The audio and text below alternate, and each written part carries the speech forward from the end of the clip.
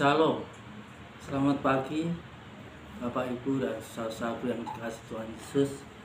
Mari pagi yang indah ini kita akan belajar tentang kebenaran firman Tuhan dengan satu tema menggait akan kasih Allah yang terambil di dalam Mazmur pasal 67 ayat 1 yang berbunyi, untuk pemimpin biduan dengan permainan kecapi, Mazmur nyanyian, kiranya Allah mengasihi kita dan memberkati, kiranya Ia menyinari kita dengan wajah-Nya. Selah.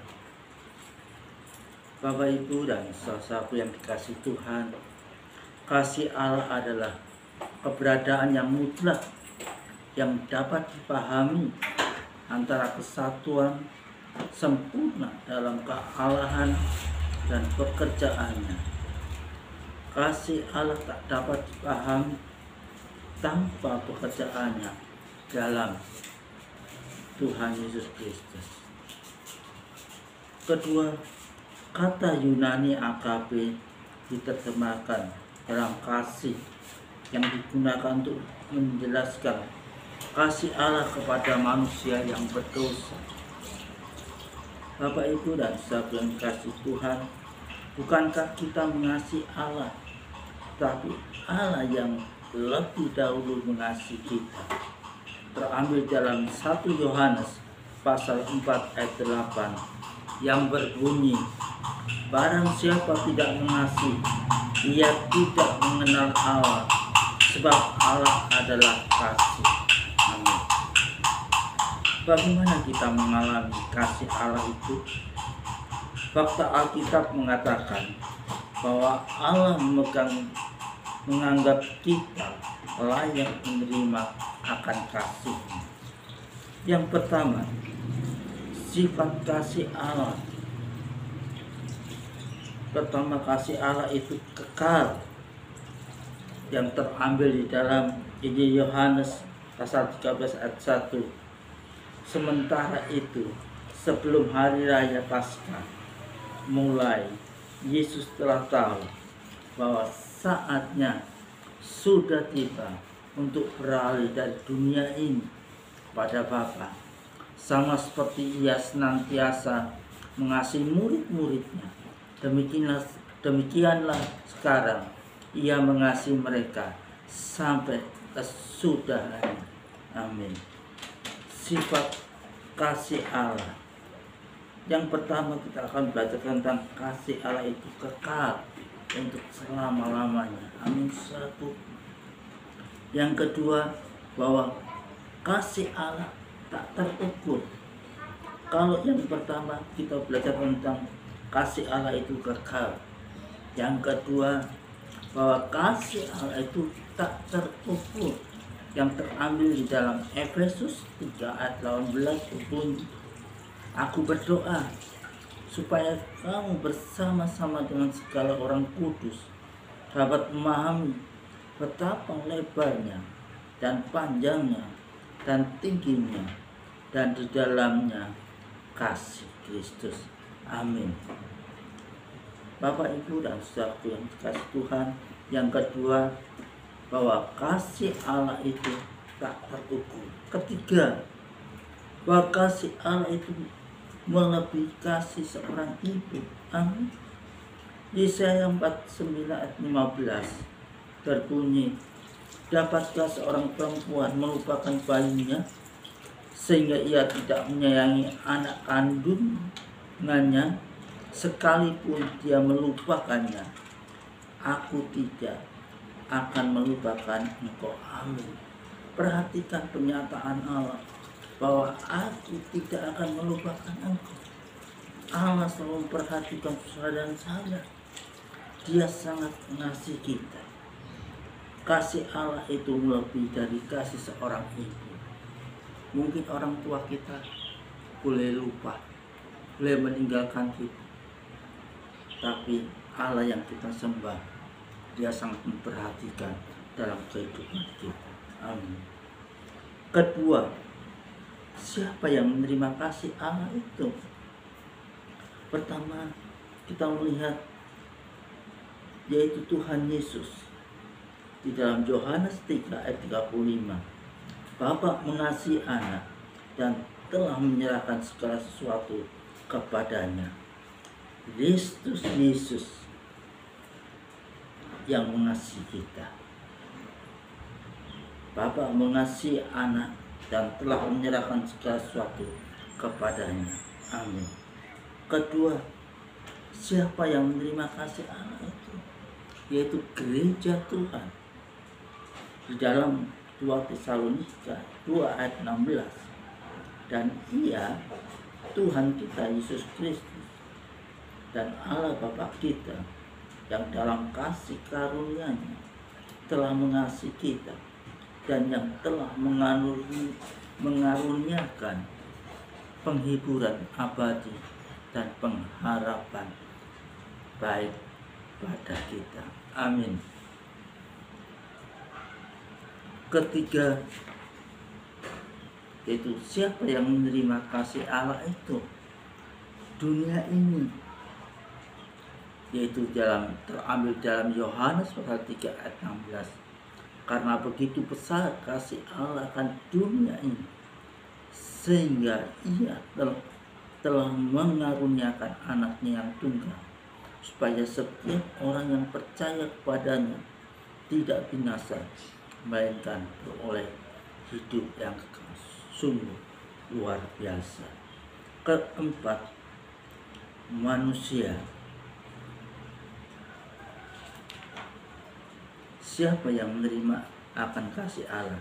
Yaitu manusia. Puji Tuhan.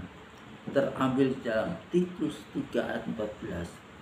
Tapi ketika nyata kemurahan Allah, Juru Selamat kita dan kasih-Nya kepada manusia. Allah yang kita sembah, yaitu sebagai Juru Selamat kita, dan Dia sangat mengasihi kehidupan manusia sampai detik ini. Ketiga, kapan kasih Allah menjadi nyata dalam kehidupan kita? Pertama, kasih Allah dinyatakan pada waktunya, yaitu Yesus Kristus mati. Ketika mati di atas kayu salib, terambil dalam Roma 5 ayat 8. Akan tetapi Allah menunjukkan kasih-Nya kepada kita oleh karena Kristus telah mati untuk kita ketika kita masih berdosa. Amin. Kedua, kasih Allah dinyatakan pada saat Injil diberitakan. Di dalam 2 Korintus pasal 5 ayat 19 berbunyi, sebab Allah memperdamaikan dunia dengan diri-Nya oleh Kristus dengan tidak memperhitungkan pelanggaran mereka. Ia telah mempercayakan berita perdamaian itu pada kami. Amin.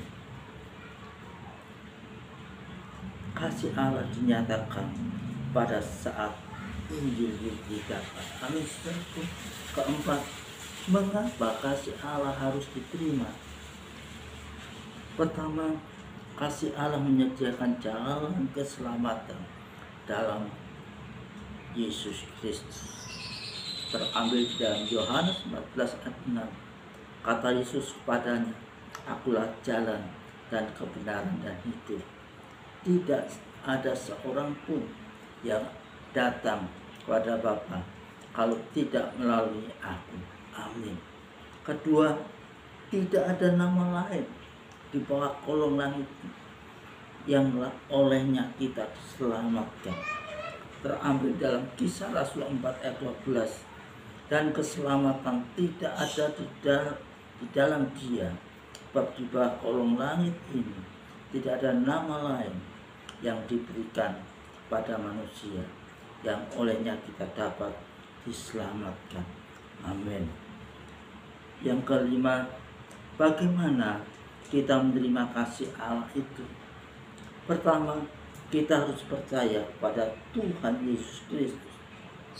Yohanes 1 ayat 12 berbunyi, tapi semua orang yang menerimanya diberinya kuasa supaya menjadi anak-anak Allah, yaitu mereka yang percaya dalam namanya.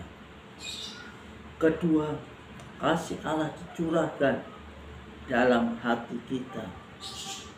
Terambil dalam Roma 5 ayat 5. Dan pengharapan tidak mengecewakan, karena kasih Allah telah dicurahkan di dalam hati oleh Roh Kudus yang telah dikaruniakan pada kita.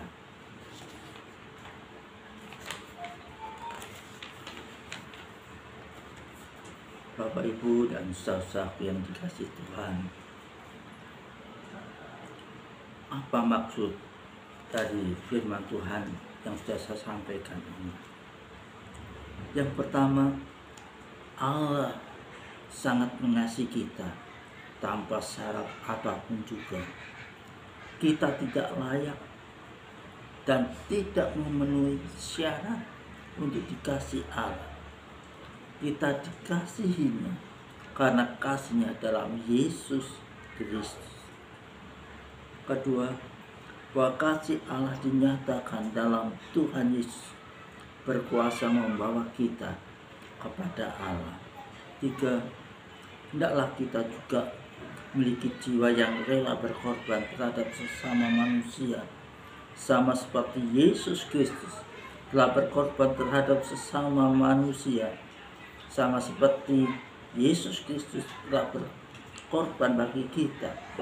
Tanpa pengorbanan orang percaya, kekristenan hanyalah sebuah dogma belaka. Amin. Mari Bapak, Ibu, dan saudara yang dikasihi Tuhan, belum mengakhiri, kita akan berdoa bersama. Biar lewat renungan ini kita dikuatkan bersama. Mari kita berdoa. Bapa, kami bersyukur Engkau Allah yang setia, Allah yang peduli, Allah yang mengasihi umat manusia. Apapun yang dihadapi umat-umat-Mu hari-hari ini, biarlah Engkau sungguh-sungguh mengasihi dan memperhatikan anak-anak-Mu. Mereka yang lemah, biar Engkau berikan kekuatan.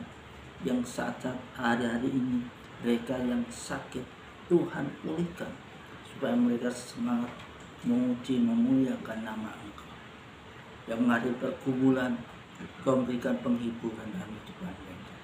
Terpujilah nama-Mu Tuhan, kekal selama-lamanya. Amin. Shalom, selamat pagi. Kiranya Tuhan memberkati kita bersama Tuhan. Amin.